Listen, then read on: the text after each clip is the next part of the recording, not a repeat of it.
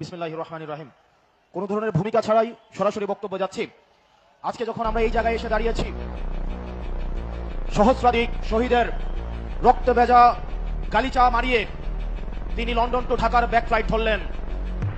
সহস্রাধিক শহীদের রক্ত দিয়ে বেগম খালেদা জিয়াকে জেল থেকে বের করে নিয়ে আসা হলো। আজকে আমরা দেখতে পাচ্ছি এই শহীদের মাকে নিয়ে সম্ভ্রমহানি করা হচ্ছে। জনাব তারেক জিয়া, আপনি আপনার কর্মীদেরকে সামলান। এই লাগামহীন কর্মীদের কারণে আপনার অধঃপতন আসন্ন। আপনারা যদি শহীদের মাকে সম্মান দিতে না জানেন, এই জুলাই পরবর্তী বাংলাদেশের জনগণ আপনাদেরকে সম্মান দিবে না। প্রিয় লাকসামবাসী, খুব কম কথায় কয়েকটা কাজ আপনাদেরকে দিয়ে যাব। এখানে প্রশাসনের ভাইয়েরা উপস্থিত আছেন, পুলিশের ভাইয়েরা আপনারা উপস্থিত আছেন। আপনাদের দায়বদ্ধতা জনগণের কাছে, আপনাদের দায়বদ্ধতা গুলশানের কাছে নয়, আপনাদের দায়বদ্ধতা ধানমন্ডির কাছে নয়। অত্যন্ত পরিতাপের বিষয়, আজকে পুলিশ সদস্যরা এখানে যারা আছেন, আইন শৃঙ্খলা বাহিনী আপনারা যেখানে আছেন, অতীতে আপনাদেরকে ব্যবহার করে আপনাদের ঊর্ধ্বতন কর্মকর্তারা তাদের পদ পদবি বাড়িয়ে নিয়েছিল, আপনাদেরকে ব্যবহার করেছে। আল্লাহর দোহাই লাগে, উপরে আল্লাহ, নিচে জমিন, নিজেকে আর ব্যবহারিত দিয়েন না। আপনারা ন্যায়ের পক্ষে থাকেন, ইনসাফের পক্ষে থাকেন। কোন রাজনৈতিক দল নয়, বাংলাদেশের জনগণ আপনাদের পক্ষে থাকবে।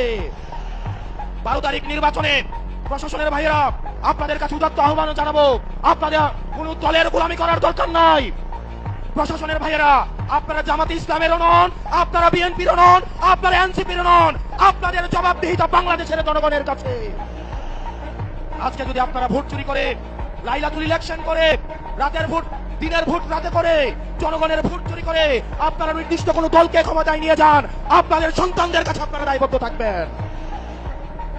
প্রিয় মিডিয়ার ভাইয়েরা, অত্যন্ত পরিতাপের বিষয়, এই জুলাইয়ের পরেও এই মিডিয়ার ভাইয়েরা দালালি বন্ধ করে নাই। সময় টেলিভিশন, 71 টেলিভিশন, বিবিসি আবার দালালি শুরু করে দিয়েছে।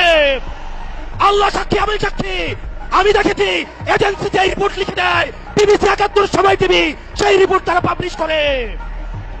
এই বিবিসি 71 এবং সময় টেলিভিশন হাত বদল হয়েছে, কিন্তু চরিত্রের বদল হয় নাই। আপনাদেরকে আবারও জনগণের কাজ করায় দাঁড় করাবো ইনশাল্লাহ। এই মিডিয়া শুধু প্রশ্ন, দুনিয়ার যত প্রশ্ন, দুনিয়ার যত সমস্যা, আমাদের ইনকাম কি, আমাদের চলাফেরা কোন জায়গা থেকে আসে, আমাদের শার্ট কোন জায়গা থেকে কিনি, রাজনৈতিক কর্মসূচি কিভাবে হয়, দুনিয়ার সকল প্রশ্ন আমাদের জন্য। অন্যদিকে সকল প্রশংসা এবং সকল মুখ্যতা একটা রাজনৈতিক দলের জন্য। এর পরবর্তী বিপ্লব হবে এই মিডিয়া এবং প্রশাসনের বিরুদ্ধে বিপ্লব। বক্তব্য দীর্ঘায়িত করছি না। মিডিয়া এবং প্রশাসন, বাংলাদেশকে সুখী, সমৃদ্ধ এবং উন্নতি করতে হলে আপনাদের প্রয়োজন রয়েছে।